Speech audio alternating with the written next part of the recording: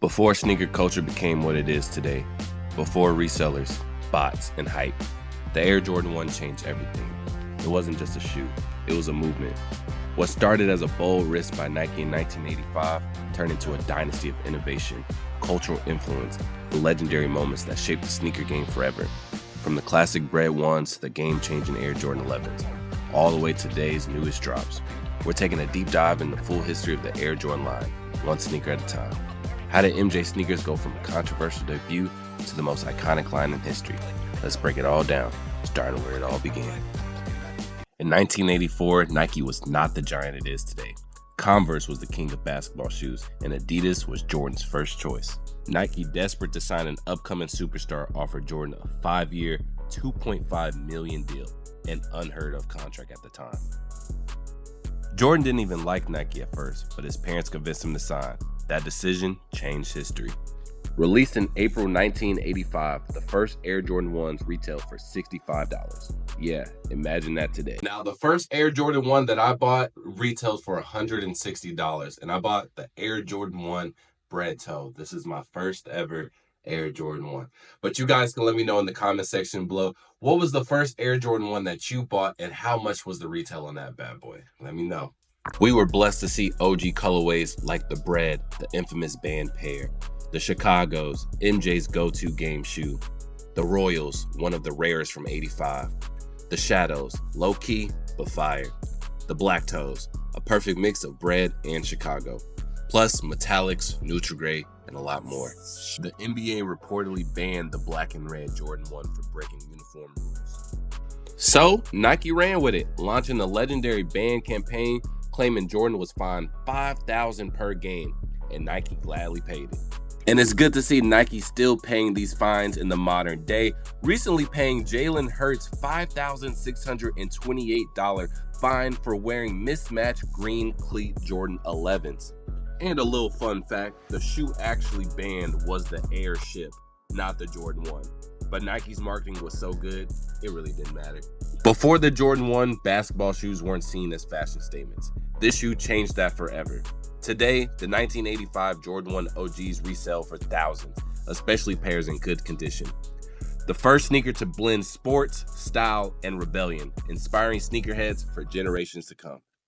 Now, this is where I come in the modern era. And coincidentally enough, whenever I got into the sneaker game, this was just about the same time when the Air Jordan 1 were getting another wave of hype. And it was around 2015, 2016, all the way to 2020, as like Jordan 1s was the best thing you could be buying at this time. Everybody wanted a pair of Air Jordan 1s. Now, my first official release of a Jordan 1 that I got to participate in was the Homage to Home. So that's the timeline setting for you guys. But I actually didn't get it. My dad ended up getting the Air Jordan 1s for me because he started to, I lived in Texas at the time, he lived in Chicago, and he started to find out that I got into sneakers. And also, fun fact, which we will see in later in the series, my dad's actually best friends with Don C, but I was just never into sneakers at a young age. I just didn't care about shoes, fashion, things like that. And then eventually it grew on to me. So this was my first release, the Homage to Home. He ended up buying the wrong size. He bought 11.5, and I needed a 13. He said that he saw it as, 11.5 or 13W, but it was really 11.5 men's. Whatever the case was, he still sent it to me. And this was actually my first, I guess you would say, backdoor reselling procedure. The Shoe Palace at my local mall, they were selling the Bread Toes.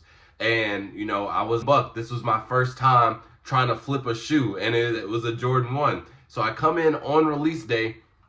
Like, there's literally no in the store. I come in on release day, time they open. I walk in, he's not even there. And I'm like, yo, anybody here? And the guy comes out from the back, and he's like, hey, what's up? How you guys doing? I was with my mom, had to be and everything. And I said, hey, y'all got them Bread Toes? And he said, yeah, what size you need? And I said, well, what size you got? And he was like, just let me know what size and how many you need. I was like, how many I need?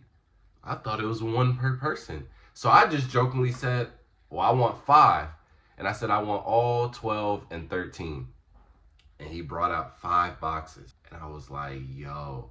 So then I had to beg my mom for her credit card, and that was the start of it. And coincidentally, I got blessed this era too, because during that time, all Air Jordan 1s above like a 9.5 sell whatsoever. They did not sell on the aftermarket, and keep in mind, this is during peak reselling.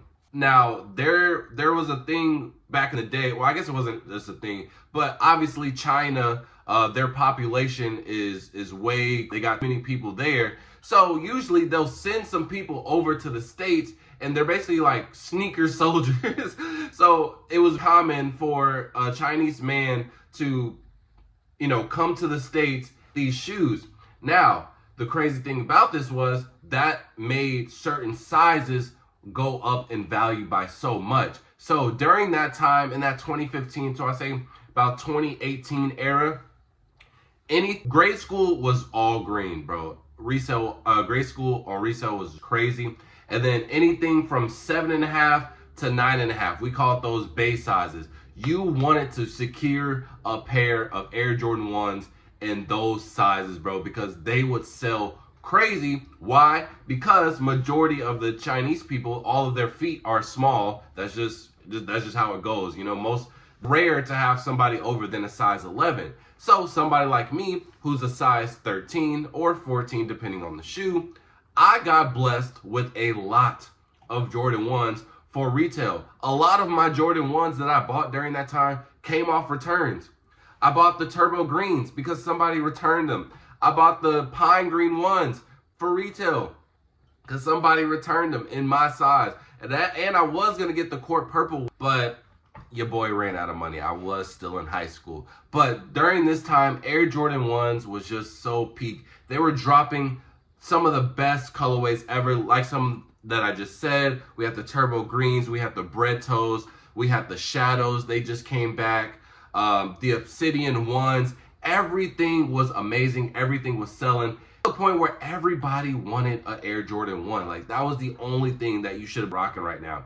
And me personally, anytime I knew I had to go on a little date or I go back to school and I had to press a little shorty, I'm putting these bad boys on. that was the staple during the time. You just had to do the Jordan 1s, bro. It got so bad that people were just fiending for it, to the point where Jordan was like, you know what? Let's just go ahead and experiment, and y'all gonna buy it anyways, man. They was putting out some BS too, bro. They had this one Air Jordan 1. It was all yellow with just a random QR code on the back. What are we doing, Jordan Brand? Then we had the Volt 1s. Like, these were just very unnecessary colorways, but since they were so hype, it just didn't matter. Everybody was buying it.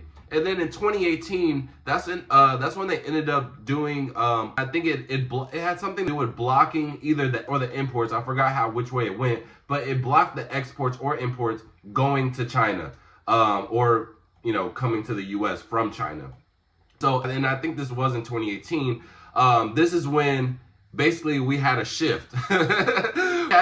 So it didn't matter anymore because the Chinamen, we couldn't send the shoes back to. We just had a reset to the point where in the resale aftermarket, it kind of just balanced to, well, whose size is more common or whose shoe is more limited. So the 11s, the 12s, the 13s, those sizes became a little bit more rare because now we were focused on actually being concerned for our own size versus, because when I tell you, if it was higher than a 9.5, I promise you it would sit on the shelf. It didn't matter how popular that specific Jordan 1 was, even the shadows, which is an OG Jordan 1 colorway. It would sit if it was higher than a 9.5. So it's just crazy to see how things change, and that's why even now, Jordan 1s aren't that popular, but that's how we kind of reset in prices when it's to the aftermarket. And ones technically never die, but I will say during 2020, when COVID first hit, this was the start of the downfall Air Jordan 1. This is when Nike Dunks came in, and the reason why they kind of just kicked Jordan 1s out of that number one spot was Nike Dunks, especially to the common guy, was just basically cheaper and more, you know, like a newer version of the Air Jordan 1s. Now, obviously, the way back when, but they were reintroduced to a whole new generation, so we didn't really know about dunks. But yeah, these were basically just Air Jordan 1 lows, and they were cheaper, retailing $100 compared to Air Jordan 1's retail price, which I think was around $180 at the time. So I would rather, and this was most people's thought process, I would rather buy a dunk or two. You know, two dunks is basically the same price as an Air Jordan 1 tax. So that's kind of when the downfall of Air Jordan 1s came into play. Just went on such a long run from 2020, 5 years straight. Phenomenal, because in recent years, I don't think we've seen any other Jordan or shoe in general do that. And so I think it was just a little bit of fatigue, on top of the fact that Jordan brand was just releasing Jordan 1 after Jordan 1 after Jordan 1. And we were just, the dunks took over Jordan 1s, and people just they just didn't care about the Jordan 1s anymore.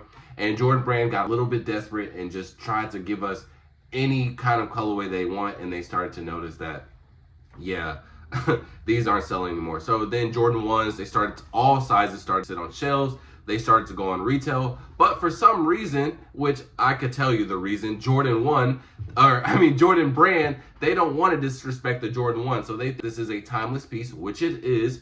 But you gotta you know what I'm saying, peep the vibes. You gotta like take a little heat check. You feel what I'm saying? They keep on dropping colorways and no one was really interested. And I will honestly say no one was really interested into a Jordan 1 anywhere between 2020 until the present day, when we just had this 85 bread release. Then we had, technically the Black Toe Reimagines, and then the Union 1s, and now we have another Reimagine soon in May. So this is the first time that Jordan 1s are taking back the spotlight. Now, do I think that they're going to stay around and be as popular as they were before? I don't think so, but I do appreciate, and I do think that they will have some spotlight, in the, what I mean, for a little bit, which they do. Like I said, the 85 breads was amazing. The Unions got everybody hyped, and that was actually very, I didn't know which way it was going to go. I didn't know if they were going to sit or sell out, to be honest, until, I started doing some research.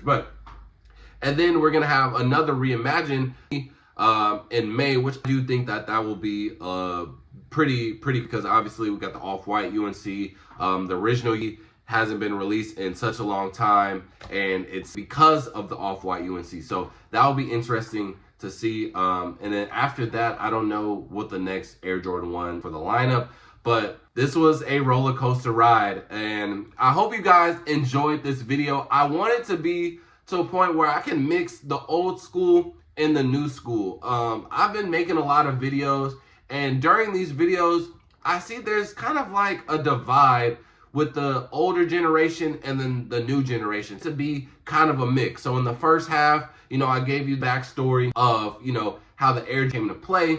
Now we're fast when I got into the game and how it was for me. This is my Jordan era when it comes to these Jordan. I just want you guys to be able to see both sides of the worlds, because I do think that both are important to sneaker history. And, hopefully the older generation and the new generation, we can come along together and in Jordan 1. So if you appreciate that, if you like that video, I really appreciate that.